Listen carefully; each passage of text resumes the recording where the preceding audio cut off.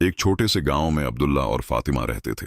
गांव में सब कुछ सुकून और मोहब्बत भरा था, मगर गांव के किनारे एक पुरानी टूटी हवेली थी जिसके बारे में लोग कहते थे कि वहां डरावनी चीजें रहती हैं। शाम का वक्त था, सूरज डूब रहा था और परिंदे घोंसलों को लौट रहे थे। अब्दुल्ला ने दोरस खंडरनुमा हवेली की तरफ इशारा किया और बोला, फातिमा चलना देखते हैं अंदर क्या है। फातिमा घबरा कर बोली, नहीं भाई, ये जगह ठीक नहीं लग रही। मगर तजस्सुस ने दोनों बहन भाई को हवेली के करीब कर दिया। रात ऐतर चुकी थी, बड़े टोटे दरवाजे चरचरा रहे थे। फातिमा कामब गई और भाई का बाजू पकड़ लिया। अब्दुल्ला ने कहा, डर मत, मैं हूं ना। वो अंदर दाखिल हुए तो एक बड़ा हाल उनके सामने था। टूटी कुर्सियां, बिखरा फर्नीचर और हर जगह जमी हुई धूल। भाई, ये आवाज कहां से आ रही है? चुप रहो, शायद कोई अंदर है। वो आईने वाले कमरे में पहुंचे। फर्श पर पुरानी किताबें, टूटे हुए शेल्फ और एक बड़ा सा आईना रखा था। अब्दुल्ला ने हाथ से धूल साफ की तो आईना चमकने लगा, मगर अंदर उनके अपने चेहरे नहीं बल्कि भद्दी बिगड़ी हुई शक्लें नजर आईं। फातिमा खौफजदा होकर चीखी, अल्लाह बचाए, ये हम नहीं हैं। अचानक आईने के अंदर की शक्ल ने गहरी आवाज में कहा, तुम यहां फंस गए वो, अब कभी नहीं निकल पाओगे।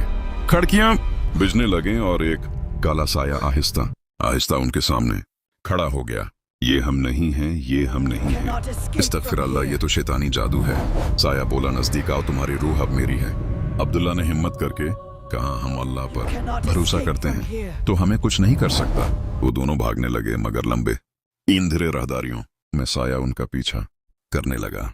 हर तरफ दरवाजे खुद ब खुद बंद हो रहे थे। फातिमा रोते हुए भाई का हाथ पकड़े रही। भाई, हमें यहां से निकलना होगा, पहले उस शैतानी आईने को तोड़ना होगा।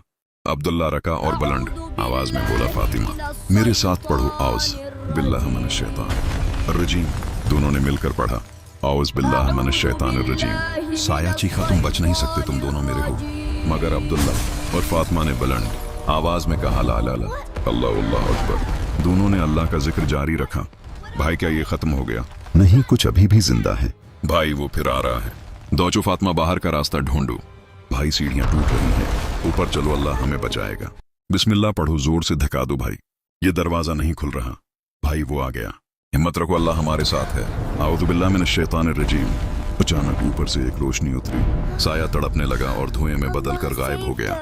बारिश शुरू हो गई, ठंडी हवा चलने लगी।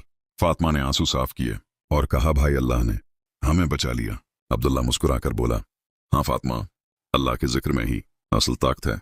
जो भी अल्लाह को याद रखता है वो कभी तन्हा नहीं होता।